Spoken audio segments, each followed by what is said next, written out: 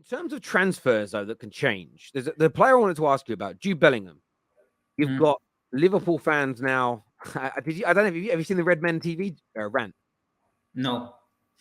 Those guys are normally very like PR based when it comes to Liverpool, and they will always toe the party line. If they miss out on an expensive player, they'll talk about how it's too much money, we shouldn't spend it. But they're ranting the other way now. They're like, it's a disgrace that we're moaning about the Jude Bellingham price. We've always known how expensive he was, but now we're trying to sort of take the moral high ground on this deal. But it looks like City are the front runners for him. But there has been some reports in the last few days that United are confident with the takeover happening that they could challenge you for him. First of all, is Jude Bellingham a player that you would want at City? Do you see him fitting into the way you play, into your system? Is it someone you want, or would you rather look elsewhere? No, I think everyone's seen how he performed in the Euros, and obviously was the last one World Cup? Sorry, performed in the World Cup, and he's a great talent. I think everyone's in for him. I think he fits in well with us. We're going to lose Gundogan. We're going to lose probably Bernardo Silva.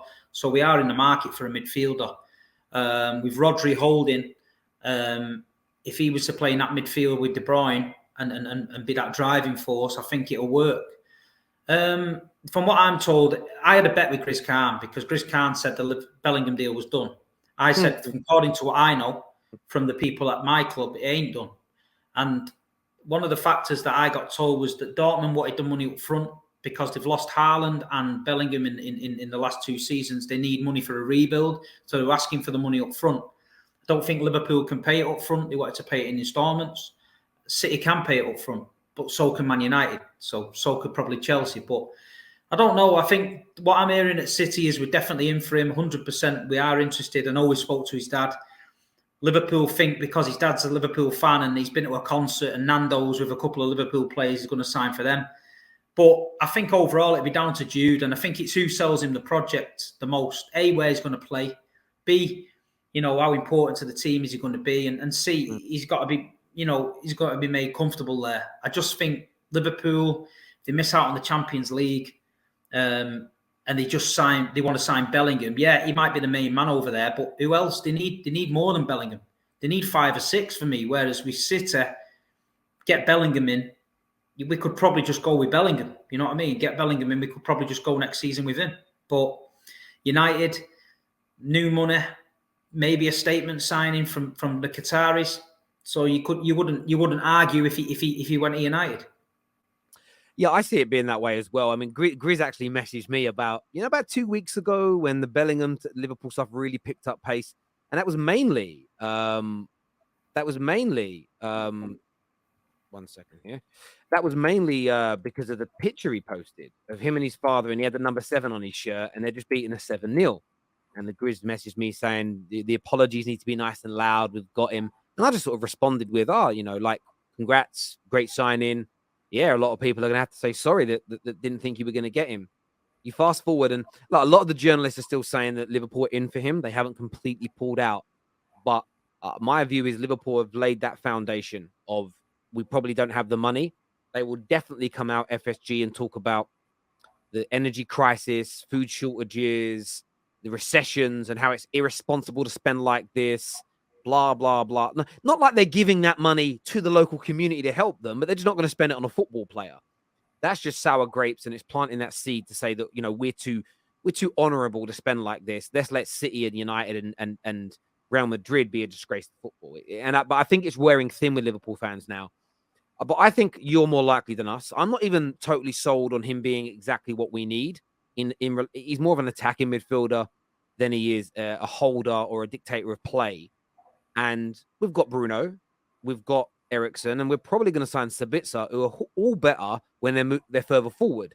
I'm not suggesting that they're all better than Jude Bellingham, but we have 3 players in that area. We need more of a controlling midfield player, more of a Declan Rice, more of a Casado, more of a Frankie de Jong would be obviously the number 1 choice. I really think that's where we need to focus for midfield as opposed to Jude Bellingham. But I wouldn't be surprised if the Sheikh comes in and to really create those ripples goes boom, Harry Kane, boom, Jude Bellingham, because a lot of new owners have done that. And the lucky thing for Man United is these guys would come in and clear the debt. And if there's no debt, no dividends payments, plus they inject the maximum they can of self-investment, which is about 100 million, we'd probably have a transfer kitty in summer one of anywhere between 400 to 500 million pounds, which without even being anywhere near FFP problems. So yeah, I think we could do it, but I do think City. I do think you lot will get him. Personally, I think it will be City where he goes. If I'm being honest, I just think we'll focus on some other areas. If we went toe to toe with you as well, like we've got a chance of signing him over you. Of course we do, but I think he'll end up. Don't forget as well, Terry. There's a downside to being owned by Qatar. Same as City. Transfer negotiations are different. They're different because they know you've got the money, so you can't come with a cap in hand trying to blag Weghorst for 3 million on a loan or something like that, trying to get Bellingham for that. They're going to say, look, well, we'll just set a bidding war. You look at Man City over the last few years, how many deals they've walked away from, and the fans have been disappointed. But they've stuck to the guns and said, no, it's not. Cucurella deal, for example, we had a fee that we thought was acceptable for him. Chelsea blew us out the water. City walked away. We've done it with a few things, Maguire apparently, and Alexis Sanchez and things like that. United are going to have to keep the same stance. They can't go in willy-nilly like they have done over the years and just outbid everyone and ended up with egg on the face. These Qatari people ain't stupid. So they'll know that if they're going to get played, they'll know if people are going to inflate it. They'll just have to stick to the guns. And you will probably miss out on targets, but you can't go into meltdown of it. It's a business at the end of the day. It's got to be viable. It's like with City fans, the younger ones, they go into a meltdown. We should have just paid the extra this. It don't work like that. Because if you break the wage structure for one guy, you've got Kevin De Bruyne knocking on the door next week saying, hold on a minute, what have you paid him there? Well, I've been here, I want that. Or you've got, Haaland wanting more money. So it's a very fine line. I think United will make some signings of intent. I do think Harry Kane is a massive possibility. I think his time at Tottenham, he's in a dead end. There's nothing going for him there. He's one of the best strikers in the world.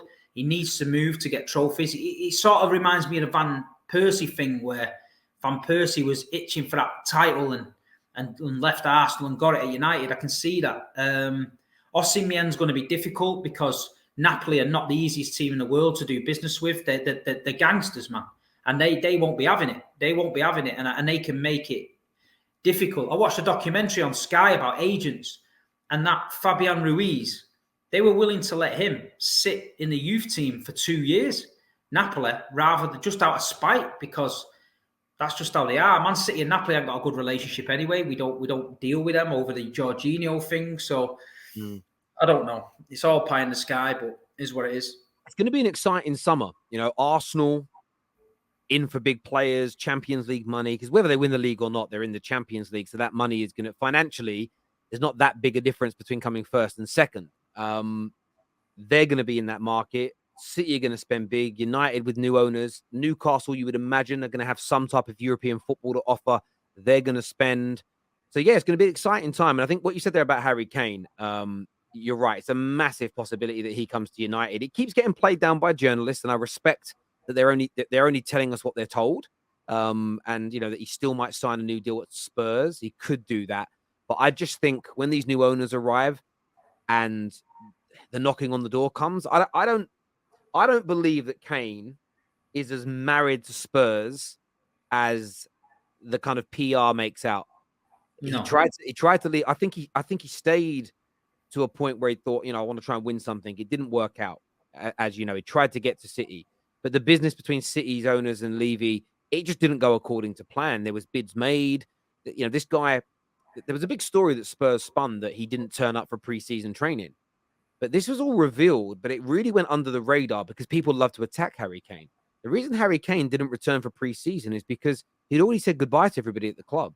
He went and visited sort of because this is important to a lot of the footballers, the people in the laundry rooms and the telephone offices and the people that make the lunches, the chefs and the cooks, the people that Harry Kane would have grown up knowing. And I remember watching Rio do a documentary when he went back to Old Trafford about 5 years after he left, and he knew everybody by name in all the different little departments of the club. He went around Harry Kane and said bye to all these people. He said bye to a lot of the first team players because Spurs told him that they would let him go and they would sell him in the summer.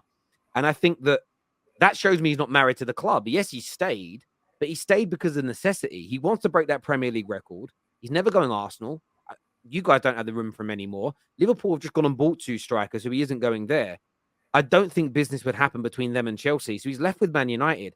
And I just don't believe that he's as married to the club as everybody makes out. And the only way he stays, in my opinion, is if he just lacks the bottle now to take that risk of going to another club to try and win a trophy and just thinks, you know what? I'm going to stay here and become a Spurs legend. I'm not going to rock the apple cart. But I don't know if he's doing that out of pure love for Spurs, as more, I'm worried about leaving because it might not work out. And that's a very different thing, in my opinion. But I think Harry Kane's a massive possibility for United. There's no doubt.